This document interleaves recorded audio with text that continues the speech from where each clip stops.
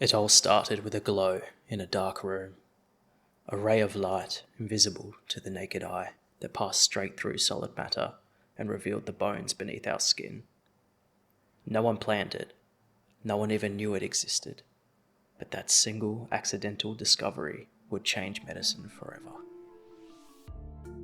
Before 1895, if you wanted to see inside the live human body, there was really only one way, and that was by surgery.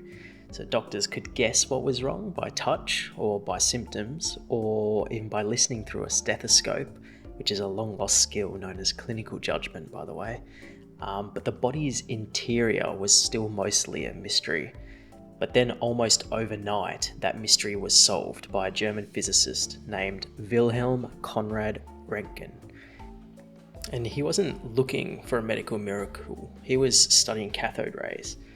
What he found instead was the birth of diagnostic imaging and the beginning of radiology. In the late 19th century, this was a golden age for experimental physics. Scientists were absolutely fascinated by these things called cathode rays, which were streams of electrons inside a glass vacuum tube. These Crookes tubes, as they called them, glowed green when electricity passed through them, and researchers all over Europe were studying them. They were trying to understand how electricity moved through the vacuum. Nobody had any idea that something else, something unseen, was being created inside those tubes. Until November 8th, 1895. In his laboratory in the University of Würzburg, Röntgen noticed something unusual. He covered his cathode ray tube with a black cardboard so that no light could escape it. Yet, several feet away, a fluorescent screen began to glow. He realized that whatever was leaving the tube could actually travel through the cardboard, through the air, and strike the screen. It wasn't light exactly, and it wasn't electricity, it was something new, and Röntgen called them X-rays, the X meaning unknown. So he experimented tirelessly for weeks, working in isolation, even eating and sleeping in his laboratory. He found that these mysterious X-rays could pass through most materials, but they were stopped by dense objects, such as metal and bone. So he placed his wife Anna's hand between the tube and the photographic plate, as any brave scientist would do. And when he developed the image, he saw her bones and her wedding ring perfectly outlined in black and white. And this was the first X-ray photograph in history. Within days, word had spread across Europe. Newspapers printed the eerie image of Anna Röntgen's hand, and people were fascinated, a little terrified as well. For the first time ever, you could look inside a living person without cutting them open. Scientists scrambled to reproduce the experiment, and within months, X-ray machines appeared in laboratories across the world. Doctors immediately realized the potential utility for medical diagnostics. By early 1896, just weeks after the discovery, surgeons were already using X-rays to localize bullets and diagnose broken bones. One of the first medical cases was a boy in Germany with a broken forearm. The X-ray showed the fracture so clearly that the doctors knew exactly how to set it. Hospitals began building their own crude X-ray equipment using vacuum tubes, induction coils, and photographic plates. They were fragile, unpredictable, and sometimes dangerous, but they worked. And for the first time, diagnosis became visible. At first, nobody knew how X-rays worked. Were they particles, waves, a form of invisible light? It took years before scientists realized that X-rays were part of the electromagnetic spectrum. Röntgen was a modest man. He refused to patent the discovery, saying that it should belong to mankind. And in 1901, he received the first ever Nobel Prize in Physics for his work, and he donated the prize money to his university. Early X-ray machines were simple. Exposure times were long, sometimes up to 20 minutes or more for a single image. Patients had to stay perfectly still while the radiation burned through their skin to expose the image. The first radiographs were grainy and ghostly, but still revolutionary. Doctors could see fractures, swallowed objects, and later even kidney stones or tuberculosis lesions. The term radiograph came into use, from the Latin radius meaning ray and graph meaning to write or draw. Medicine had gained its first truly visual diagnostic tool.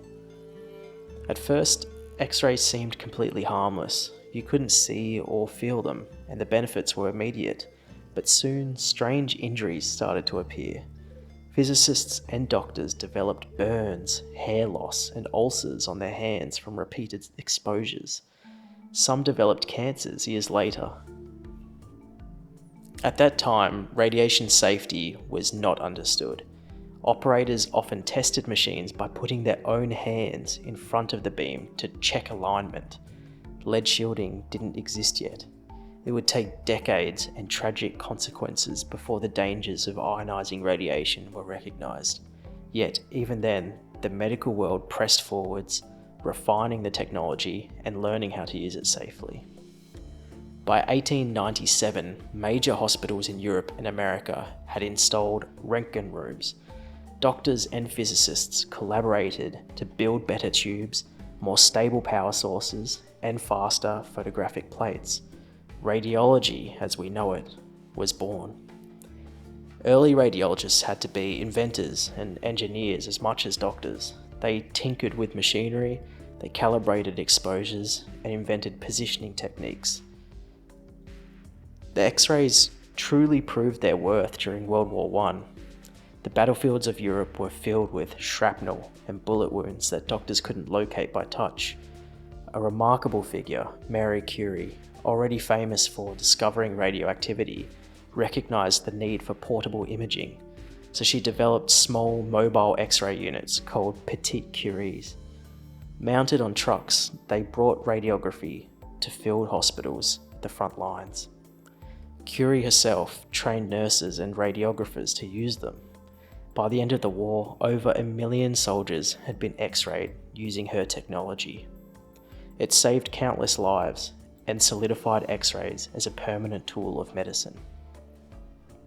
Soon after the discovery, scientists learned how to make X-rays continuous and not just still photographs.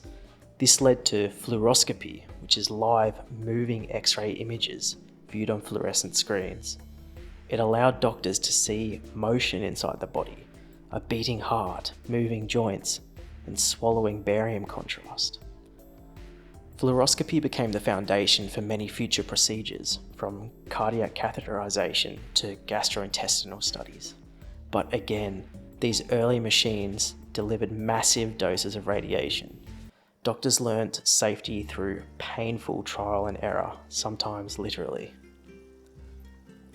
By the 1920s and 30s, hospitals had dedicated radiology departments, staffed by trained specialists.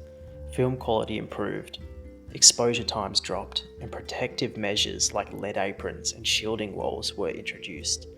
Professional organisations formed, such as the American Röntgen Ray Society, to standardise safety and education.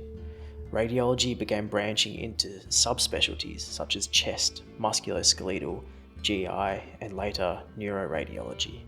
The X-ray had become more than a novelty, it was now the cornerstone of diagnostic imaging. At the turn of the 20th century, X-rays were a cultural obsession. People could suddenly see their own skeletons, and it felt like magic. Shops offered X-ray portraits as curiosities. Inventors proposed X-ray glasses and shoe-fitting fluoroscopes that let customers see their bones while trying on shoes. Yes, that really happened.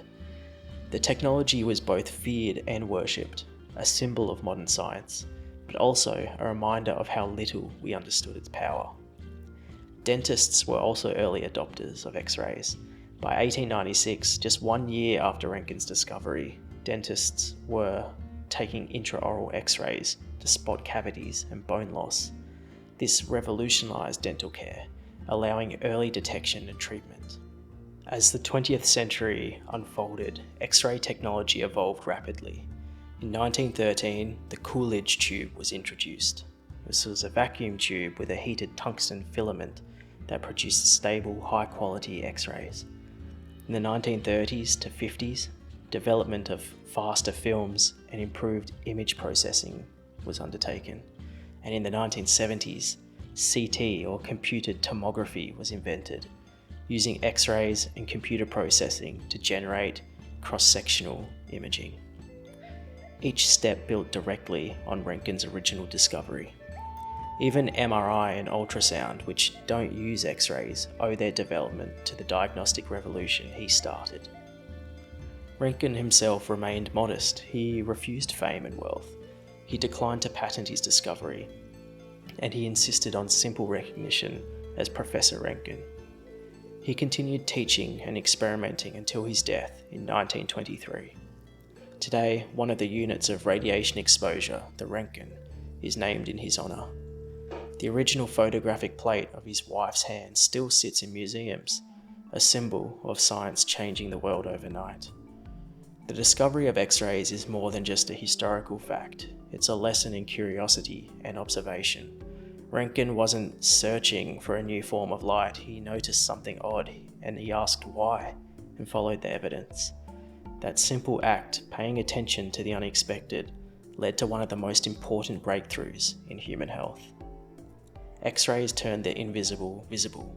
They transformed medicine from touch and intuition into a science of images. They laid the foundation for radiology, radiation oncology, and countless medical technologies that followed. Every time a radiograph is taken, from a dental checkup to a trauma CT scan, it's a quiet tribute to that night in 1895, when a scientist in a dark room saw a glow and realised he was looking into the unseen. In just a few months, X-rays went from a mysterious laboratory curiosity to a medical revolution.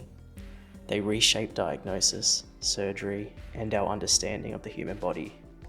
From Röntgen's glass tube to modern digital imaging, the principle is the same: invisible rays revealing the hidden truth beneath our skin. What began as an accident became one of humanity's greatest diagnostic tools, and it all started with a glow in the dark. Hey guys, thanks for sticking to the end of the video. I just wanted to take this time to sort of explain what this series is about.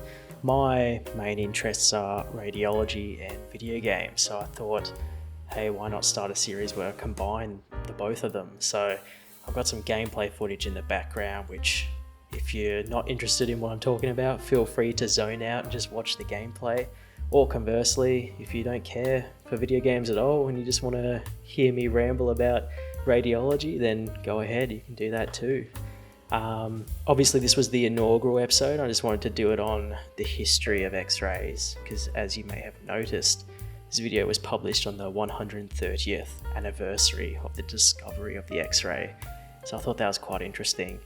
Next video I'm planning is going to be on radiation safety, and if there's anything else you guys wanted me to cover in particular, let me know. But until then, stay curious.